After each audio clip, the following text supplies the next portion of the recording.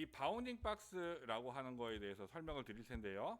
이 바운딩 박스는 오브젝트의 크기를 확대 축소하거나 변형 또는 회전을 할 때 반드시 필요한 박스입니다.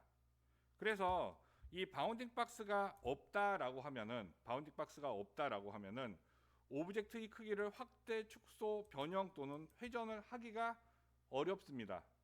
물론 다른 메뉴로 할 수 있겠지만 직관적으로 빠르게 작업이 불가능하다는 거죠. 그래서 그때마다 필수적으로 나오는 게 바운딩 박스라고 하는 겁니다. 자, 이 바운딩 박스라고 하는 거는요, 포토샵에서 에디트에 프리 트랜스폼이라고 하는 메뉴를 체크하시면 바운딩 박스를 볼 수가 있습니다.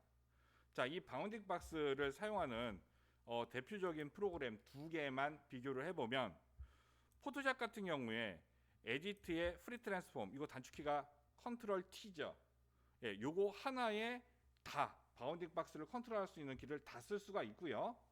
일러스트레이터 같은 경우에는 셀렉션 툴이라고 하는 거와 그 다음에 프리 트랜스폼 툴이라고 하는 요 두 가지 메뉴로 나누어져 있습니다. 그래서 예를 보시면 여기 지금 도표를 정리를 해놨는데요. 포토샵에서는요, 프리 트랜스폼 컨트롤 T라고 하는 거 누르면 이거 두 가지 키를 동시에 다 쓸 수가 있습니다. 그런데 일러스트레이터 같은 경우에 셀렉션 툴은 트랜스폼 기능만 쓰는 거고요. 프리 트랜스폼이라고 하는 거는 프리 트랜스폼이라고 하는 이 키를 쓸 수 있어요.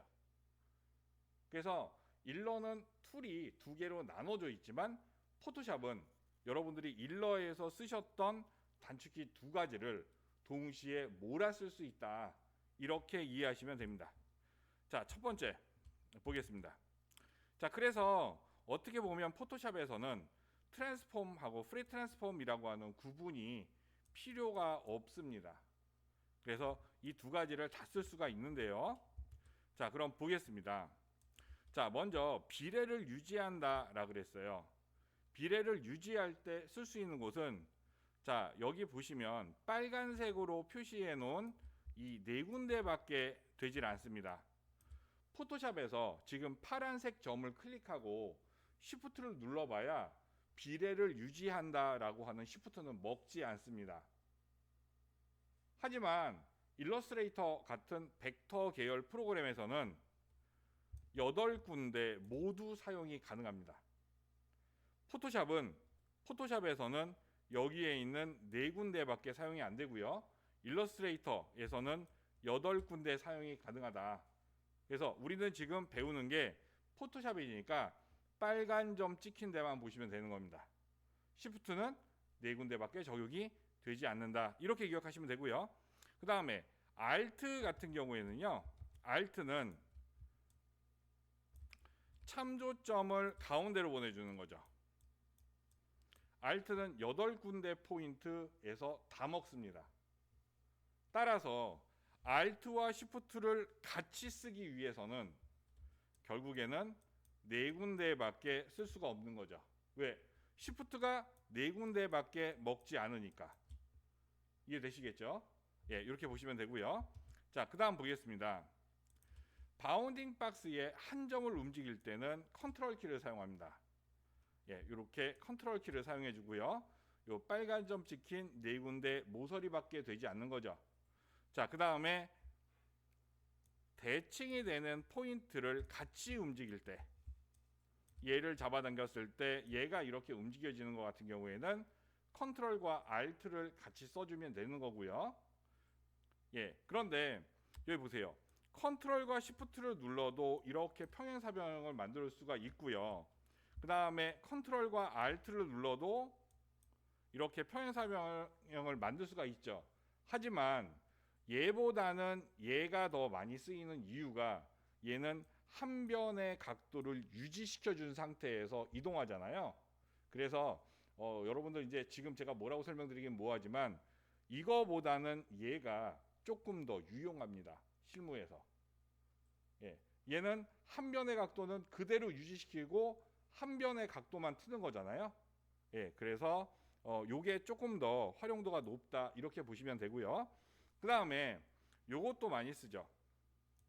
컨트롤 알트 시프트 세 개를 다 누르면 이렇게 사다리꼴 모양을 만들 수가 있는데요. 얘도 마찬가지로 네 군데의 모서리에서밖에 사용이 되지 않죠. 그렇죠? 예. 그래서 얘는 사진의 원근감을 표현할 때 사용을 한다. 요게 중요한 겁니다. 자, 그러면 같이 간단하게 얘를 가지고 한번 작업을 해보겠습니다. 컨트롤 T 누르시고요.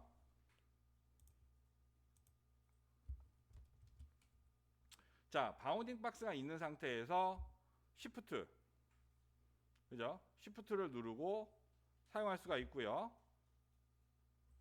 예.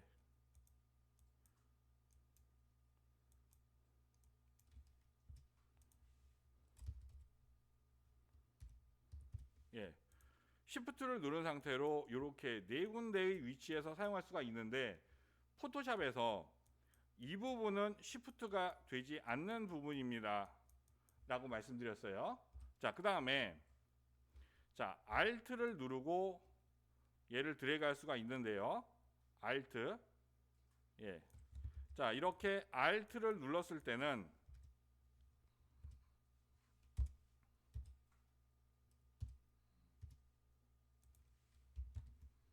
예.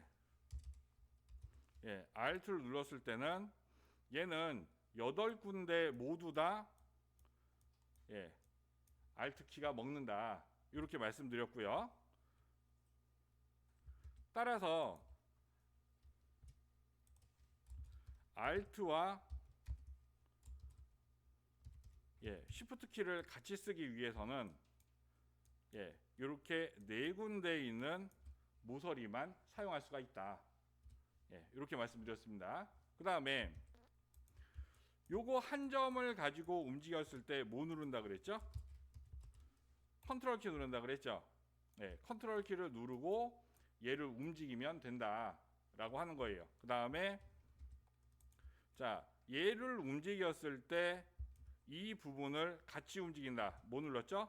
컨트롤과 함께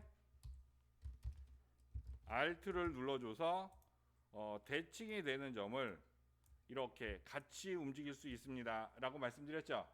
그 다음에 자, 여기에 있는 요 점들을 이용해서 자, 얘가 이렇게 한 변이 각도가 유지된 상태에서 평행사변형 만드는 거는 컨트롤과 그 다음에 Shift 라고 하는 키를 눌러서 이렇게 사용하면 됩니다 라고 말씀드렸죠. 예. 자, 그 다음 마지막입니다. 마지막으로